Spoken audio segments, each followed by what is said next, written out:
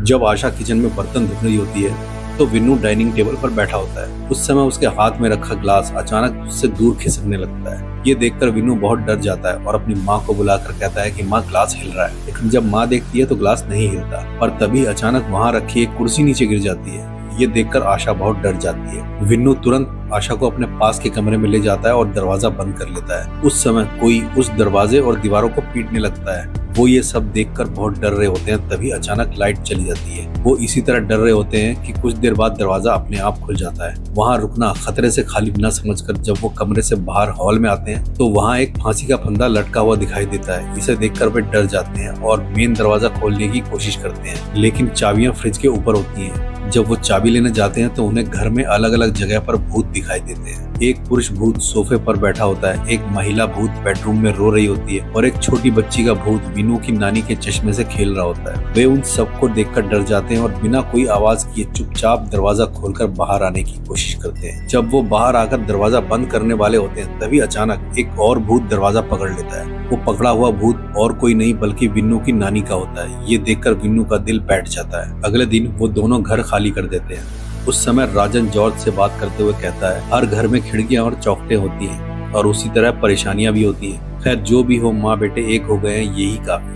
अब हमें इस घर के बारे में बात करने की कोई जरूरत नहीं। तब जॉर्ज मन ही मन सोचता है, हाँ, परेशानी जब खुद की होती है तब समझ में आती है, दूसरे की हो तो लोग ऐसी ही बातें करते। फिर वो ऊपर से कहता है, हाँ, आप जो कह रहे हैं वो बिल्कुल सही है। बाहर विनू उस घर को लगातार देखते हुए कुछ सोच रहा होता है।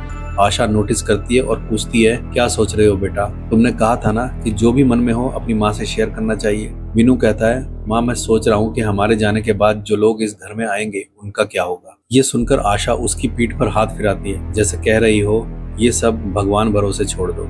इसी के साथ ये फिल्म खत्म हो जाती है। तो दोस्तों, यही थी भूतकालम फिल्म की कहानी। इस कहानी में मुख्य रूप से हमारे मन में दो डाउट्स रह जाते हैं। पहला, उस घर में भूत कहां से आए, और दूसरा, आशा और विनू 2 साल से उस घर में रह रहे थे, तो इन 2 सालों में कुछ न दिखकर अब अचानक उन्हें भूत क्यों दिखाई देने लगे। इसका जवाब 10% लोगों को तो समझ में आ जाता है, लेकिन बाकी के 90% लोगों को मैं एक्सप्लेन करता हूँ। इस मूवी में हमें जो नोटिस करना है वो ये है कि भूतों ने खुद किसी को नहीं मारा, उन्होंने सिर्फ डराया, लेकिन खुद किसी की जान नहीं ली। अगला, हमें ये समझना होगा कि इस मूवी के नाम का मतलब है भूतकालम, यानी बीता हुआ समय। इसके अनुसार इस घर में सबसे पहले मरने वाले और भूत बनने वाले लोग थे घर के मालिक का बेटा, उसकी पत्नी और उसकी बेटी। फिल्म में दिखाई डिटेल्स के अनुसार सबसे पहले उस घर में प्रॉब्लम होने का एहसास घर के मालिक की बहू को हुआ था। एक और फैक्ट के मुताबिक जो लोग ज्यादा समय तक खाली रहते हैं, ठीक से सो नहीं पाते और मेंटली डिस्टर्ब रहते हैं, उन्हीं के साथ ये अजीब घटनाएं होती है। इसका मतलब है